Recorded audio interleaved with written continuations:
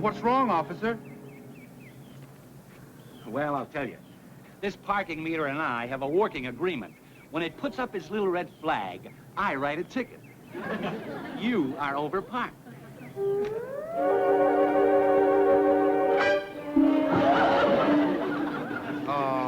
Aren't you being a little hasty? If you're trying to talk a civil servant out of a sworn duty, you're talking to the wrong stone wall. I was just trying to prevent a miscarriage of justice. Oh, one of those, huh? Are you going to stand there and tell me that the timer on this meter is all wrong? Or that you went to the store to get some change? Or your watch stopped and you lost track of all time? Well, look, Buster, I know all the answers. I've heard them all. And as far as I'm concerned, when that flag on this meter shows that you're overparked, you are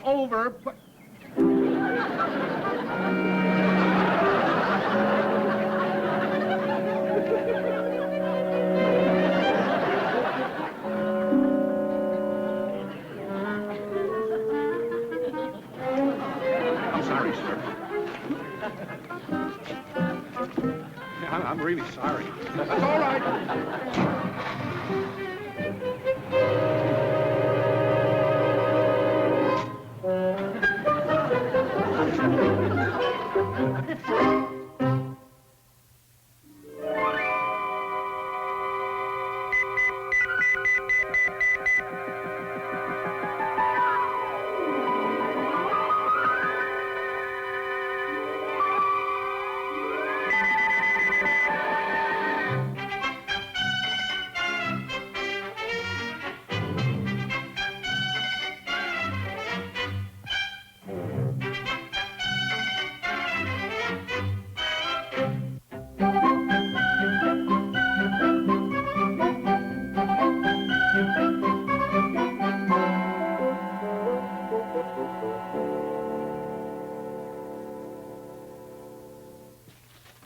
So that's when I turned the minute hand back 5 minutes. Well, your ingenuity may have saved you $2, but I'm still sorry you didn't get a ticket. Well, now, that's a strange attitude.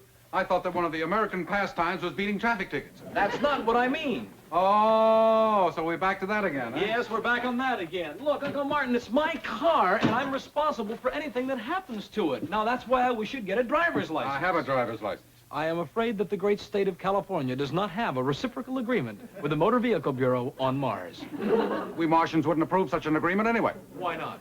The way you people drive on your freeways? When I am on Mars, I will drive like the Martians. As long as you're here on Earth, you had better drive the way we do. Recklessly? No. How? With a driver's license.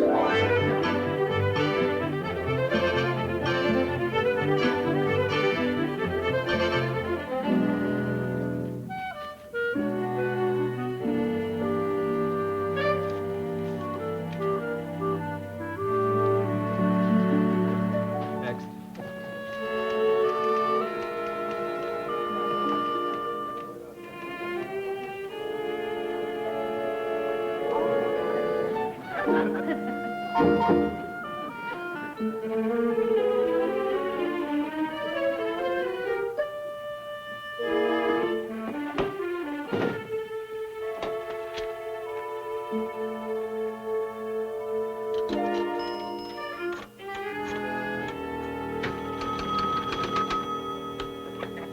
O'Hara.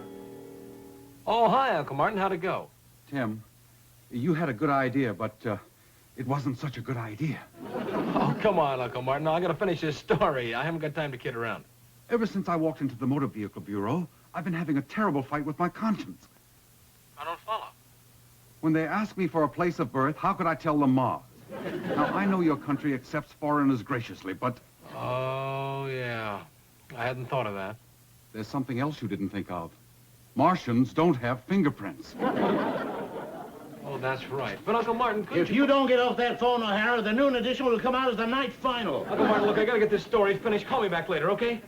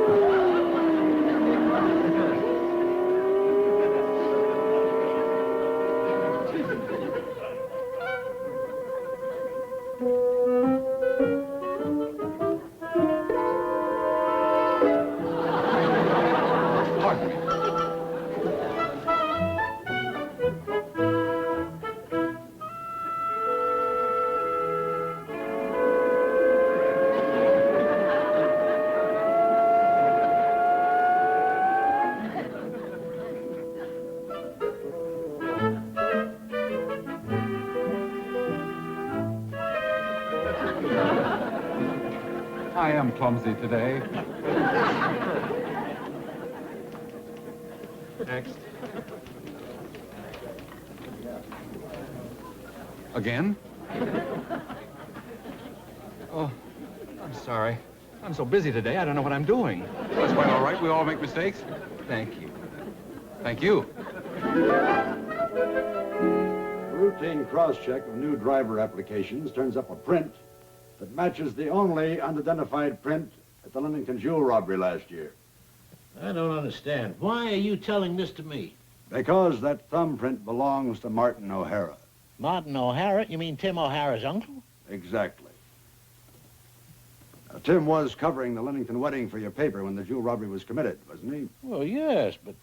Makes for an interesting theory, doesn't it? Tim O'Hara, now, I can't believe it. Makes a great story for your paper. Reporter covers big social event, turns it into big news event, then gets diamond as bonus. Well, I've always considered Tim one of my most trusted employees. I've known him for 5 years. How long have you known his uncle? Well, just a short time.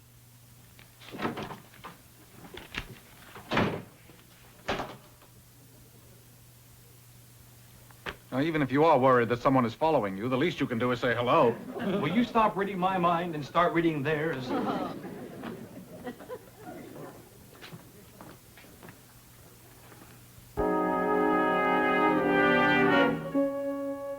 I'm too far away to tune in on their thoughts. Can't you get them to think louder? Well, since there are two of them, I'm surprised you don't ask me to listen in stereo. Why do you suppose they're watching you? Well, if I knew the answer to that, I wouldn't ask you to read their minds. Well, we've got to get closer. Lead the way. Is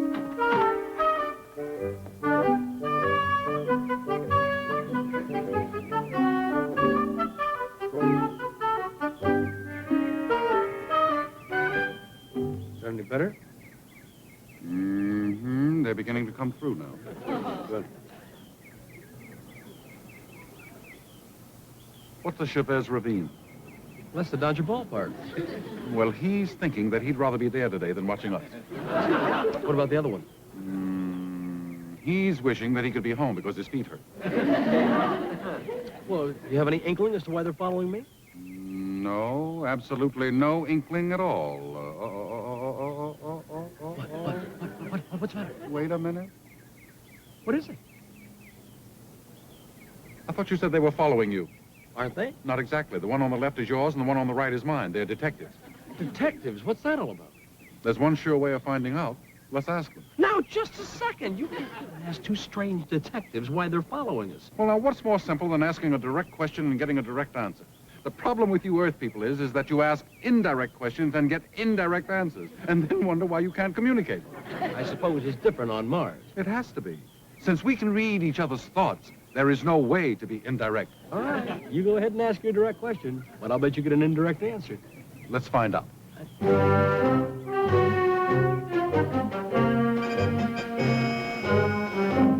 Officers, we want to know why you've been watching us. Us? Watching you? Let's not play cops and robbers. If you have anything to ask us, ask us. We don't have anything to ask you.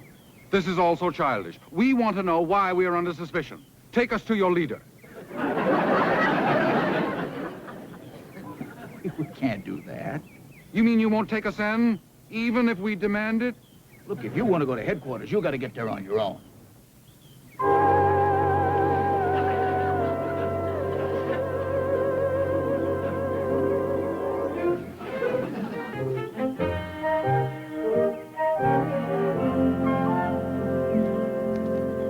That was a waste of time. Not completely. Well, he didn't tell us anything. That's right. But his silent partner thought up a storm, and we were the eye of the hurricane. Does the Lennington jewel robbery mean anything to you? Sure, I broke the story. Well, I've got the follow-up story. The odds are 10 million to 1. But the fingerprint that I put on the driver's license application matched the unidentified print which was found at the robbery. Well, where'd you get the fingerprint? Well, I needed one for my driver's license. Now, just a second, Uncle Martin. You do not have to give your fingerprint. It's not mandatory. It's only voluntary. Now he tells me. Where did you get it? I borrowed it from a distinguished-looking gentleman without his knowledge. Of all the people in the world, I had to pick a jewel thief. I thought you were a good judge of character. I am a good judge of character, but I'm a terrible judge of fingerprints. Oh, so now the police are looking for us because they think that you committed the jewel theft. And they also think that you are my accomplice. But don't look so unhappy, Tim. When we get to San Quentin, you can have the lower bunk. I should think that two grown men would have more important things to do than watching a poor, innocent Martian. The way they're watching us, I think they believe that you're a Martian before they believe that you're innocent. Well, the whole thing is utterly ridiculous. If they knew anything at all about Martians, they'd know that I was innocent. Why, on Mars, the beaches are covered with diamonds, rubies, sapphires, emeralds, jade. What we don't have is sand. On your next trip back, could you bring a pail full of your Coney Island? Oh, Tim. Tim, look, the answer to all our problems is right here in your own newspaper. What is it, a boat leaving for Brazil? Listen, Mrs. Summer Winthrop, chairlady of the West Side Children's League charity, is having a fundraising affair Saturday. As an attraction, the famous Galaxy diamond necklace will be exhibited. Mrs. Winthrop will wear the diamond necklace. You and I are going to be there. Are you out of your Martian mind? Here we are, prime suspects as jewel thieves, and you want to put us on the scene with the most valuable necklace in the country? Suppose something happens to it. That's what I'm hoping for. When the gentleman I borrowed the fingerprint from shows up, I'll know him. Suppose he doesn't show up. For the Galaxy diamond? That's like saying that a salmon won't show up for the spawning season. So I thought I'd cover the story for the paper.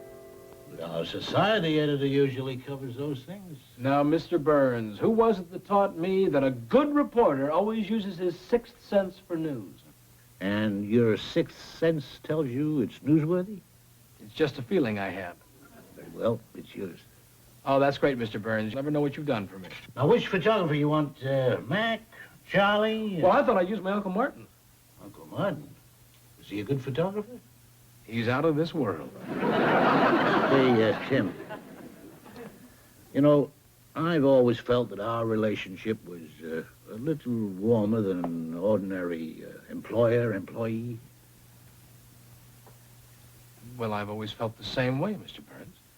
And if a problem arose, we could confide in each other, talk it over freely, openly. Well, Mr. Burns, if you have a problem, I'd be very happy to listen. No, not me. I thought maybe you had a problem. I thought maybe someone was pressuring you into something. Just the monthly car payments. All right. I'll see you at the affair.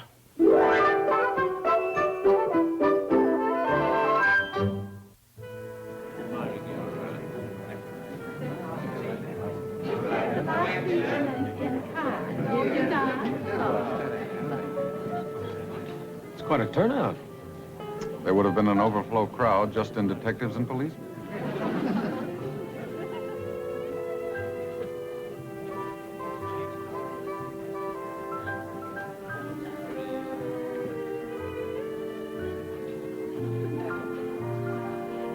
For a policeman, he serves a rather good deviled egg. You mean he's a cop, too? Mm-hmm. What? We got more men watching us than a bathing beauty with a torn bikini. The analogy, though true, is rather base for a man of your intellect. See the young lady over there?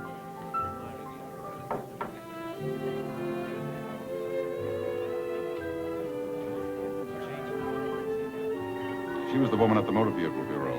She must be the jewel thief's accomplice. Maybe I can find out his name from her.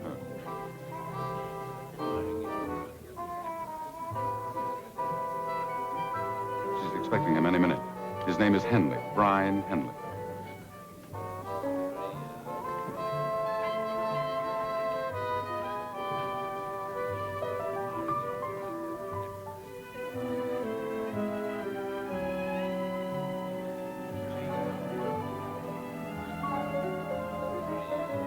Tom Thumb just arrived.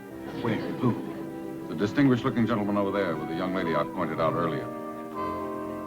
Are there any other suspicious-looking characters here? Yes, there are two others. Who? You and me. According to Captain Farrow and his men. Oh, yeah, I almost forgot. Yeah, the boys in blue still suspect us. Hold it.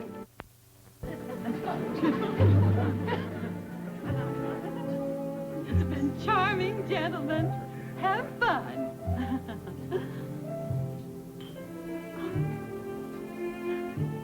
I'm terribly sorry, Mrs. Winthrop.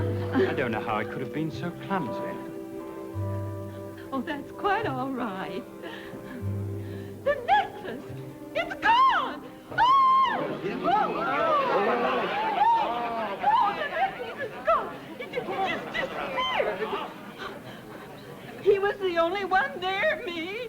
Oh! That's true, officer. But I don't have the necklace. I'm perfectly willing to be searched.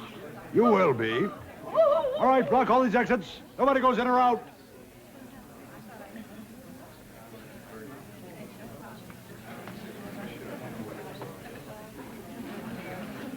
I don't understand. Why would he ask to be searched?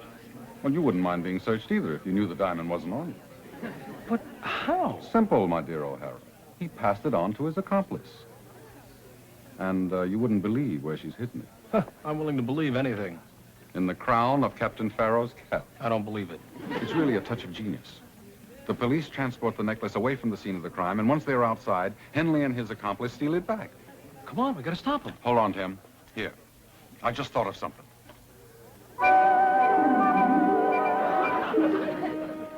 Uncle Martin? Still here. What'd you disappear for? I've got to get to Henley. Plant the necklace on him, and then have him searched again.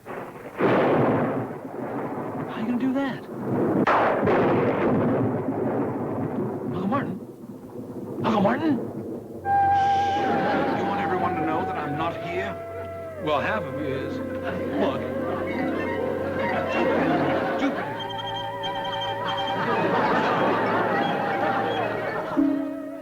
What happened? It must have been the lightning. Well, don't just stand there. Either turn yourself on or turn yourself off. I'm trying, but I can't. The electrical storm is interfering. Well, anyway, you're back in one piece. I've got to get to Henley. Look down. My control! The electrical storm has ruined my control. Then you won't be able to get the necklace back on Henley. Ladies and gentlemen, no one may leave this room. We're sorry, but we're going to have to search everyone here. Now, just a minute. Are you suggesting... I wish I could... I feel my control coming back. What good is that gonna do now? Now, this electrical storm is getting too wild. I don't care if you You're turn... always in the habit of talking to yourself. Only when no one's there. Where's your cameraman? Oh, well, you know photographers. Now you see them, now you don't. You wouldn't have any objection to being searched, would you? It wouldn't do me any good if I did, would it?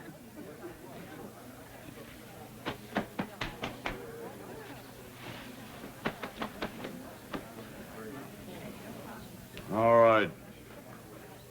I better search that uncle of yours. You do that. What? Uncle Martin? Uncle Martin!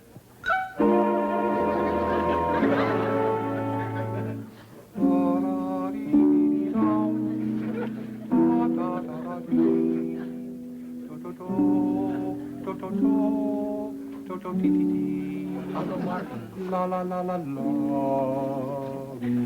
Uncle Martin. What is it, Tim? If you're through playing around, how about Henley? Oh, yes. Oh, yes. Ah. Now, watch this, Tim, my boy.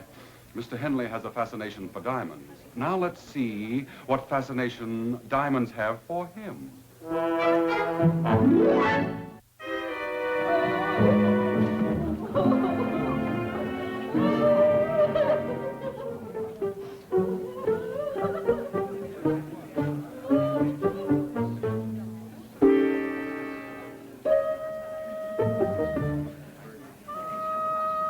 Where's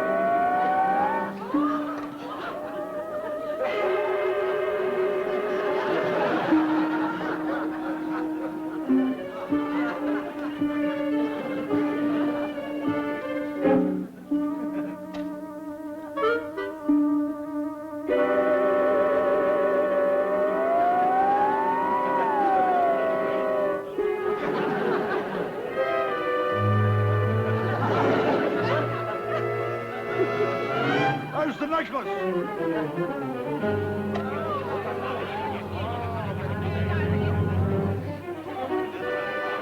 As far as you go, mister. Don't understand.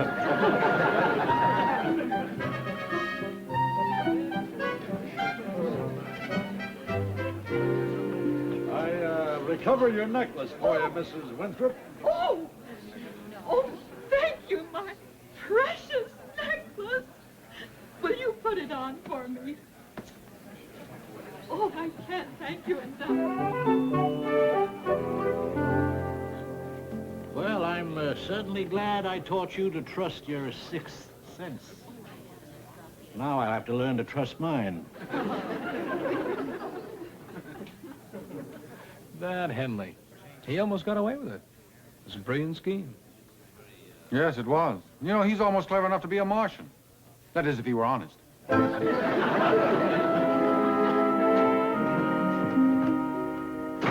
I'm sure glad that fingerprint business is cleared up. Well, the Motor Vehicle Bureau is satisfied. And Captain Farrow's happy, too. Hallelujah. It was a difficult evening for me, though. I had no idea lightning would affect me like that. I wish you could have seen your face. First the top half gone, then the bottom half gone. Well, feels good to be present and all accounted for.